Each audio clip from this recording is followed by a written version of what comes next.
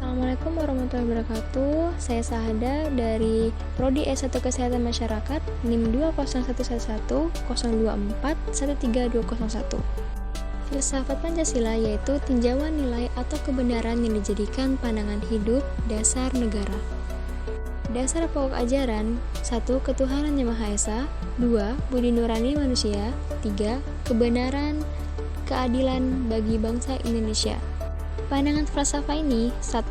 Paham ketuhanan Yang Maha Esa sebagai ajaran teologi, religius, dan moral agama. 2. Kemanusiaan dan kebangsaan seimbang. 3. Kedaulatan rakyat dan perwakilan. 4. Keadilan sosial. Pokok ajaran: eksistensi manusia bagian dari kesemestaan universal.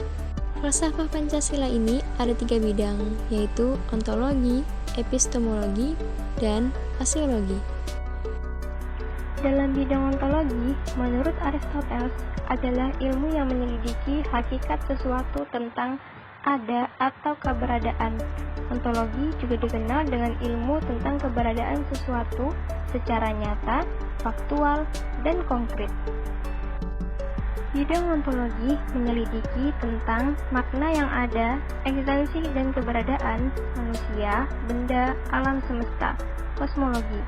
Secara ontologis, penyelidikan Pancasila sebagai filsafat dimaksudkan sebagai upaya untuk mengetahui hakikat dasar dari sila-sila Pancasila. Pancasila yang terdiri atas 5 sila. Setiap sila bukanlah merupakan asal yang berdiri sendiri, melainkan memiliki satu kesatuan dasar ontologis. Selanjutnya, bidang epistemologi. Epistemologi atau teori pengetahuan adalah cabang filsafat yang menyelidiki asal, syarat, susunan, metode, dan validitas ilmu pengetahuan. Epistemologi meneliti sumber pengetahuan, proses, dan syarat terjadinya pengetahuan, batas, dan validitas ilmu pengetahuan. Secara epistemologi, kajian Pancasila sebagai filsafat dimaksudkan sebagai upaya untuk mencari hakikat Pancasila sebagai suatu sistem pengetahuan. Pancasila sebagai sistem filsafat pada hakikatnya juga merupakan sistem pengetahuan. Ini berarti Pancasila telah menjadi suatu belief system, sistem cita-cita menjadi suatu ideologi.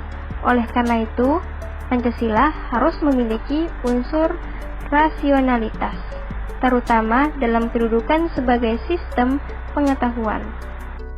Berikut bidang aksiologi. Istilah aksiologi berasal dari bahasa Yunani, asios, yang artinya nilai, manfaat, dan logos, yang artinya pikiran atau ilmu. Aksiologi adalah teori nilai, yaitu sesuatu yang diinginkan, disukai, atau yang baik. Bidang yang diselidiki adalah hakikat nilai, kriteria nilai, dan kedudukan metafisika suatu nilai. Nilai, valu, berasal dari bahasa Latin valere, yang artinya kuat, baik, dan berharga. Dalam kajian filsafat merujuk pada sesuatu yang sifatnya abstrak yang dapat diartikan sebagai keberhargaan atau kebaikan. Nilai itu sesuatu yang berguna. Nilai juga mengandung harapan akan sesuatu yang diinginkan. Nilai adalah sesuatu kemampuan yang dipercayai yang ada pada suatu benda untuk memuaskan manusia. Dasar ontologis, epistemologi, dan aksiologi sila-sila Pancasila.